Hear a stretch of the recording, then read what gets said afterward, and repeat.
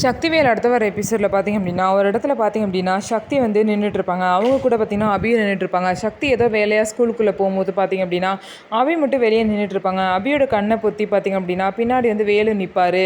வேலு தானே எனக்கு தெரியும் அப்படின்னு சொல்லிட்டு அபி வந்து கண்டுபிடிச்சிடுவாங்க. எப்படி கண்டுபிடிச்ச அப்படின்னு சொல்லிட்டு வேலு வந்து கேட்பாங்க. ஆமாம் உன் கை எனக்கு தெரியும் அப்படின்னு சொல்லிட்டு அபியும் சொல்லுவாங்க. ஏன் இங்கே நின்றுட்டுருக்கேன்னு சொல்லிட்டு கேட்கும்போது இல்லை சக்தி ஏதோ வேலையாக உள்ளே போனால் அதனால தான் நிற்கிறேன்னு சொல்லிட்டு பார்த்திங்க அப்படின்னா அபியும் வந்து வேலுக்கிட்ட சொல்லுவாங்க.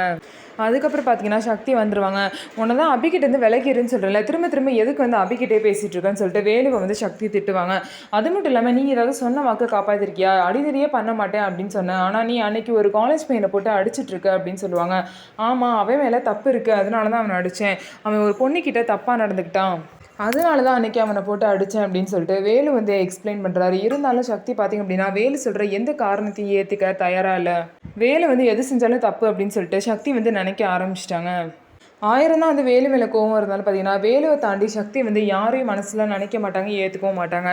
ஸோ அப்படி ஏற்றுக்கிட்டா அவங்க அண்ணன் சொல்ல கல்யாணத்தை ஒத்துப்பாங்க. ஸோ என்ன நடக்க போகுதுன்னு சொல்லிட்டு வெயிட் பண்ணி பார்க்கலாம். நம்ம வீடியோ உங்களுக்கு பிடிச்சிருந்தா நம்ம வீடியோவை லைக் பண்ணிக்கோங்க. மறக்காமல் நம்மளோட சேனலை சப்ஸ்கிரைப் பண்ணிவிட்டு பாருங்கள்.